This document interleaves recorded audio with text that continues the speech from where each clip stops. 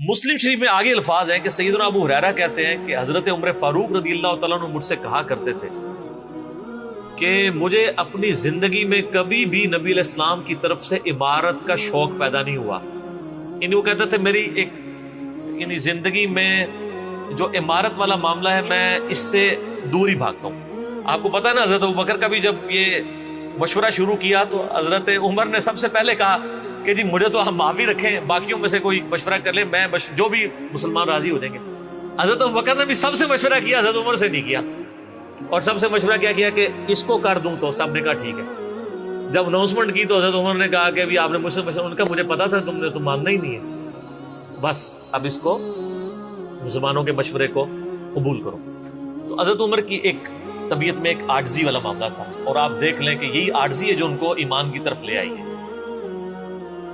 نبی علیہ السلام کی ترمذی میں دعا ہے نا, اے اللہ عمر ابن حشام اور عمر ابن خطاب میں سے ایک کو اسلام کی دولت دے.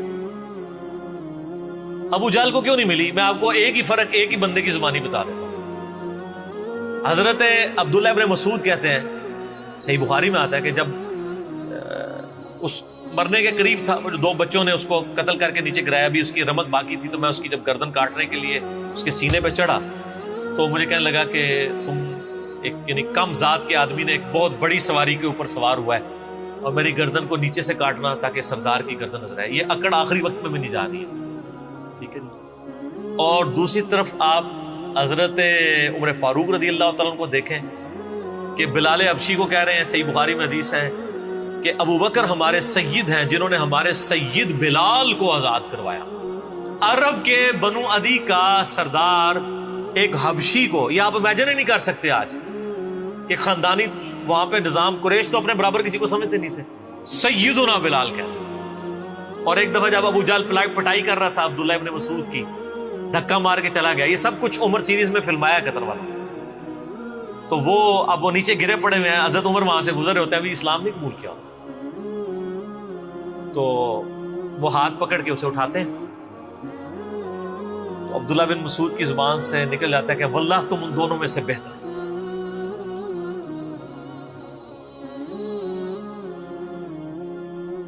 تو یعنی جو نبی علیہ السلام نے دو مانگے ہیں نا, ان میں سے تم بہتر, یعنی عاجزی ہے.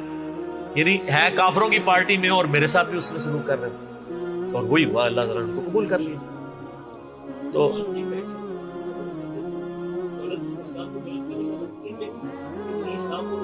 ہاں یہ بھی, یہ دو علیحدہ حدیث ہیں, دو علیحدہ, ترمذی میں دونوں روایتیں. اچھا اب آپ دیکھیں کہ سیدنا عمر فاروق رضی اللہ تعالیٰ عنہ کہتے ہیں, حضرت ابو ہریرہ کہتے ہیں مسلم شریف کی اس حدیث میں کہ حضرت عمر مجھے کہا کرتے تھے مجھے پوری زندگی کبھی عمارت کا شوق نہیں ہوا سوائے اس دن کے کہ جس دن علی کو جھنڈا ملا. مجھے بھی خواہش تھی کہ کاش نبی علیہ السلام مجھے وہ جھنڈا دے. یہ حضرت علی کے لیے بہت بڑی فضیلت ہے اس حوالے سے کہ سیدنا عمر ان پر رشک کرتے تھے. باقی ایک سنن کبریٰ البیہقی میں من گھڑت روایت ہے کہ حضرت عمر کہا کرتے تھے, وہ جو ایک بڑی مشہور بیان کر رہے ہوتے ہیں کہ جی وہ ستاروں کے برابر کس کی نیکی ہیں. حضرت عائشہ نے پوچھا ان کا بھی تیرے باپ کی ہیں, تو حضرت عمر کی ہیں, تو پوچھا کہ میرے باپ کی, ان کا بھی, ان کی تو ایک نیکی جو ہے وہ غار ثور کی سب پہ بھاری ہے. اس حدیث کو شیخ البانی نے, شیخ زبیلی زئی صاحب نے, دونوں نے لکھا ہے یہ موضوع حدیث ہے, وضع کی گئی حدیث ہے, لیکن یہ ہمارے مسلمانوں کے بچے کو یاد ہے. جعلی حدیث ہے, ضعیف نہیں سر, گھڑی ہوئی حدیث ہے. اور جو مسلم شریف کی حدیث تھی وہ ہم نے آگے ایکسپلور کیا کہ حضرت عمر کہتے تھے مجھے علی پر رشک کہ مجھے وہ جھنڈا نہیں ملا اور علی کو ملا. دوسری طرف سیدنا علی بھی سیدنا عمر سے بڑی محبت کرتے. ہاں, بخاری اور مسلم دونوں میں حدیث ہے, مشکات میں بھی آپ کو مل جائے گی, تیسری جلد میں, حضرت ابو بکر عمر کے فضائل کے چیپٹر میں. عبداللہ ابن عباس کہتے ہیں کہ سیدنا عمر کی میت رکھی ہوئی تھی اور لوگ ان کی میت پہ رو رہے تھے اور اپنے اپنے انداز میں ان کے اوپر سلام پیش کر رہے تھے کہ آپ کی وجہ سے اللہ نے اسلام کو اتنا عروج دیا, رومن اور پرشین امپائر گر گئی, یرموک اور قادسیہ میں اللہ نے مسلمانوں کو فتوحات دی. اور کہتے ہیں اتنے میں ایک شخص میرے پیچھے آگے کھڑا ہوا, کیونکہ میں بھی میت کے سامنے بیٹھا ہوا تھا, اس نے میرے کندھے کے اوپر آ کے یوں کونی رکھ لی اور اس نے سیدنا عمر کی میت کو مخاطب کر کے کہا کہ اللہ تجھ پہ رحم کرے اے عمر ابن خطاب، میں نے اللہ کے محبوب صلی اللہ علیہ وآلہ وسلم سے بارہا سنا تھا کہ میں ابو بکر اور عمر فلاں جگہ گئے، میں ابو بکر اور عمر داخل ہوئے، میں ابو بکر اور عمر نکلے، مجھے امید تھی کہ تم اپنے ان دو ساتھیوں کے ساتھ جا کے ملو گے۔ کون سے دو ساتھی؟ سیدنا ابو بکر اور سیدنا محمد رسول اللہ صلی اللہ علیہ وآلہ وسلم۔ اور اللہ کی قسم اس روئے ارض پہ تم وہ شخص تھے کہ مجھے خواہش ہے کہ میں تمہارے اعمال کے ساتھ اللہ کے حضور پیش ہوں۔ ظاہر ہے اتنا بڑا عروج سر، انسانی تاریخ کا سب سے بڑا ریولوشن نبی علیہ السلام کا، اس کی ایپیکس سیدنا عمر کے دور میں ہوئی ہے، اور یہ اللہ کا معجزہ ہے۔ نبی علیہ السلام کی مبارک زندگی میں انقلاب آتا نا تو اس طرح کے تو بہت لیڈر پہلے بھی آئے تھے جنہوں نے اپنی زندگیوں میں انقلاب لے کے آئے تھے۔ یہ معجزہ یہ تھا کہ وہ شخص دنیا سے چلا گیا، ہزاروں اس کے ماننے والے مرتد ہو گئے عرب قبائل، اور چند مخلص ساتھی ساتھ ہیں، اس کے باوجود اللہ نے رومن اور پرشین امپائر الٹوا دیے۔ کتنا بڑا معجزہ ہے۔ اگر نبی علیہ السلام اپنی مبارک زندگی میں کر جاتے، وہ تو اسکندر اعظم بھی کر گیا، بعد میں چنگیز خان نے بھی کیا، بڑے بڑے لیڈر آئے۔ یہ ڈفرنس، ایک یہ ڈفرنس، اور دوسرا ڈفرنس یہ کہ نبی علیہ السلام نے اپنی وفات کے بعد 10 سال بعد، 20 سال بعد، 30 سال بعد، 50 سال بعد، ایون 500 1000 سال بعد ہونے والے واقعات کو بھی بیان فرما دیا کہ یہ ہوگا۔ آج تو ہم تاریخ میں دیکھ سکتے ہیں کہ وہ سب کچھ ہوا ہے۔ اگر آپ کو شوق ہو تو دلائل النبوہ امام بیہقی کی کتاب ہے، 3500 حدیث پہ، 5ویں صدی ہجری میں لکھی گئی ہے۔ اس میں 500 سال میں جو نبی علیہ السلام کی پروفیسیز پوری ہوئی ہیں نا، من و عن اسی طریقے سے موجود ہے۔ بخاری مسلم میں جو حدیثیں ہیں تاتاریوں سے جنگوں والی، وہ اس وقت تک نہیں ہوئی تھی، حدیثیں تو پہلے سے موجود تھی۔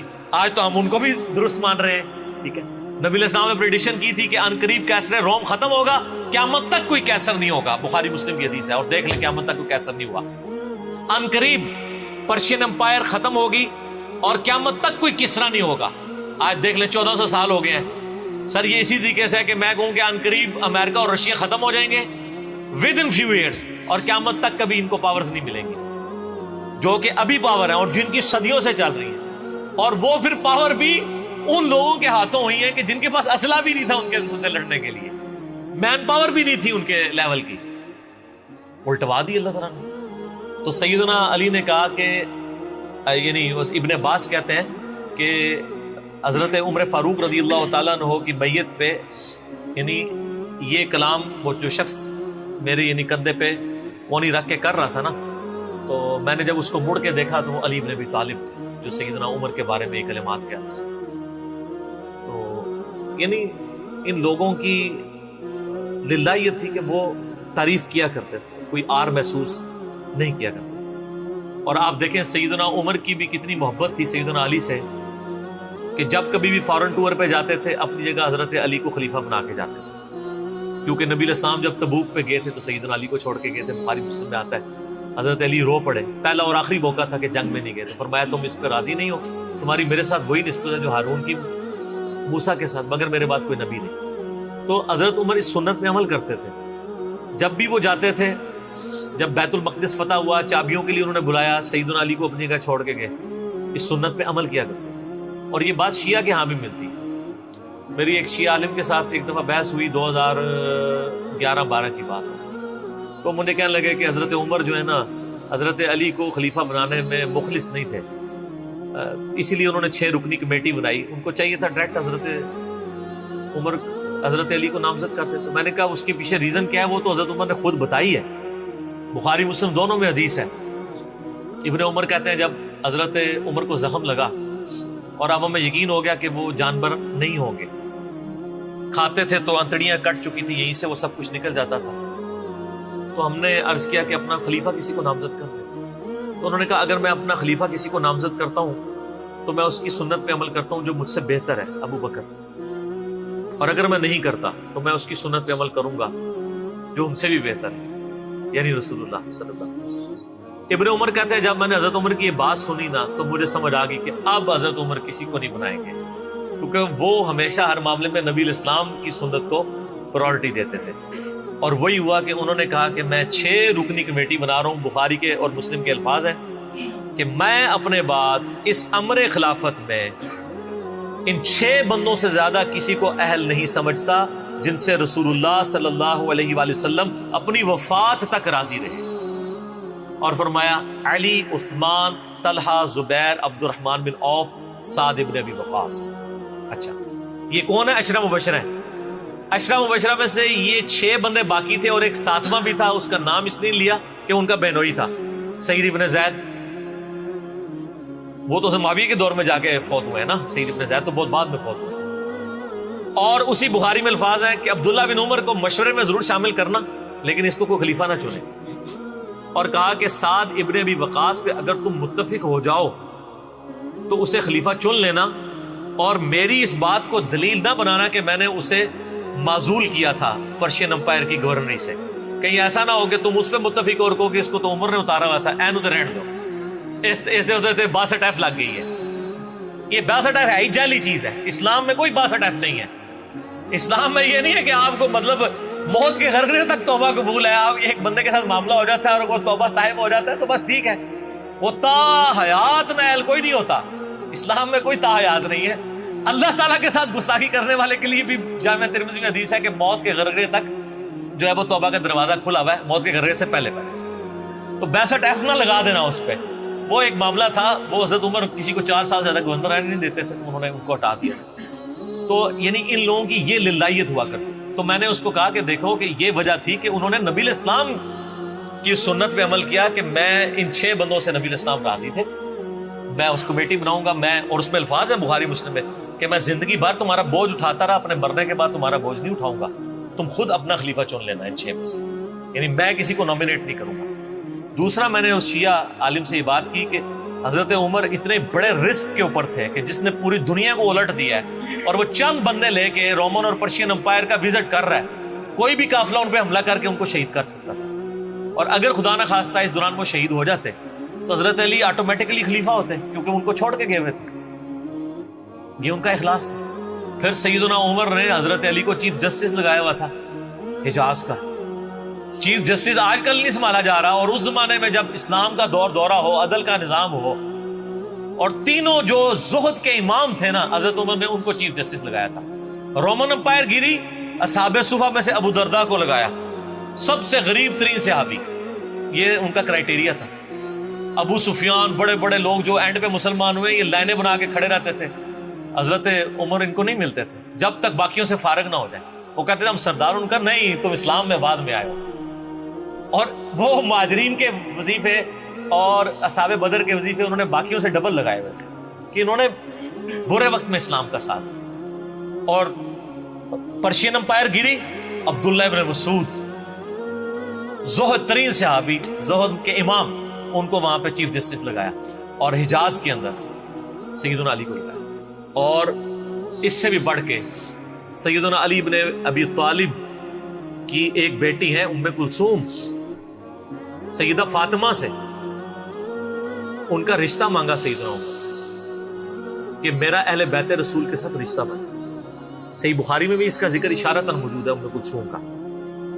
شیعہ اور سنی دونوں کے ہاں ان کی کتابیں تو مانتی ہیں، بابے نہ مانے تو علیحدہ بات ہے. کتابوں میں موجود ہے کہ سیدنا عمر فاروق کی بیوی تھی ام کلثوم، اور سلام اللہ علیہا. اس کی وجہ سے یعنی انہوں نے ایک فخر محسوس کیا کہ میرا اہل بیت کے ساتھ ایک رشتہ داری والا معاملہ ہو جائے. تو سیدنا عمر اس طرح کے معاملات کے اندر اہل بیت کے ساتھ بہت حسن سلوک والا معاملہ کیا کرتے ہیں. اگرچہ ان کی طبیعت میں سختی ضرور تھی لیکن جو دین کے معاملے میں تھی وہ ساری سختی اپنی ذات کے معاملے میں نہیں ہوا کرتی. صحیح مسلم میں ایک حدیث ہے، اسی پہ میں کنکلوڈ کرتا ہوں کہ سیدنا عمر نے ایک خواب دیکھا کہ مجھے ایک مرغے نے خواب میں ٹھونگے ماری. انہوں نے پھر اگلے دن خطبہ دیا. انہوں نے کہا کہ میں نے خواب میں دیکھا ہے کہ اس طرح مجھے ایک مرغ نے چونچے ماری ہیں خواب کے اندر. میں نے اس کی تعبیر یہ کی ہے کہ عنقریب مجھے قتل کر دیا، اور اگر بائی چانس اچانک میں مار دیا جاؤں، یہ تو کسی کو نہیں پتا تھا کہ وہ ایک تقریباً 3-4 دن تک زخمی حالت میں ہوش میں رہیں گے. اچانک بھی تو مر سکتے تھے اگر گردن اتر جاتی. اگر میں اچانک مار دیا جاؤں تو تم اس امر خلافت کو ان 6 بندوں سے باہر نہ جانے دینا. صحیح مسلم میں ان 6 بندوں کے نام نہیں ہیں، لیکن بخاری میں وہ نام بھی ہیں: سیدنا علی، عثمان، طلحہ، زبیر، عبد الرحمن بن عوف اور سعد بن ابی وقاص. اور انہوں نے کنسنسس کے ساتھ پھر بعد میں سیدنا علی اور عثمان ہی بچ گئے تھے. ان میں ٹائی پڑ گئی تھی تو الٹیمیٹلی پھر حضرت عثمان کو چن لیا گیا. تو اگر میں اچانک مار دیا جاؤں تو ان 6 بندوں سے باہر کسی کو خلیفہ نہ چننا. اور مجھے پتا ہے کہ جب تم ان 6 بندوں میں سے کسی کو خلیفہ چنو گے تو کچھ لوگ تمہاری مخالفت کریں گے، اور یہ وہی لوگ ہیں جن کو میں نے اسلام کی خاطر اپنے ہاتھوں سے مارا ہوا ہے. یعنی وہ لوگ جو بالکل اینڈ پہ مسلمان ہوئے ہیں، جن سے ہم نے غزوہ بدر، خندق، احد لڑی ہوئی ہے. اب یہ اینڈ پہ مسلمان ہوئے ہیں، چونکہ وہاں پہ بھی انہوں نے حکمرانی دیکھی ہوئی ہے، تو یہاں پہ بھی ان کی خواہش یہ ہوگی کہ ان میں سے کسی کو خلیفہ چنا جائے. تو جب تم دیکھو کہ ایسے لوگ اس خلافت کے دشمن ہیں، ان 6 میں سے کسی بندے کی خلافت کی مخالفت کر رہے ہیں، تو تم سمجھ لینا کہ یہ لوگ اللہ کے دشمن، اور دوسرے الفاظ تو بڑے سخت ہیں، کافر ہیں. اب اس کی انجینئرنگ میں نہیں کرتا، وہ پھر کسی اور طرف بات چلی جائے گی. آپ میرا ریسرچ پیپر واقعہ کربلا کا حقیقی پس منظر 72 صحیح الاسناد احادیث کی روشنی میں، جس میں میں نے 200 روایتیں اکثر بخاری مسلم سے پیش کی ہیں، اس کے سٹارٹ میں نے حدیث لکھ کے پھر لکھا ہے کہ اب آئندہ صفحات میں آپ کو پتہ چلے گا کہ سیدنا عمر اسلام کا دشمن کن لوگوں کو سمجھتے تھے. اور یہی الفاظ صحیح بخاری میں عبداللہ بن عمر نے بھی استعمال کیے تھے. کس کے بارے میں کیے تھے وہ ہمارا ریسرچ پیپر. ٹھیک ہے.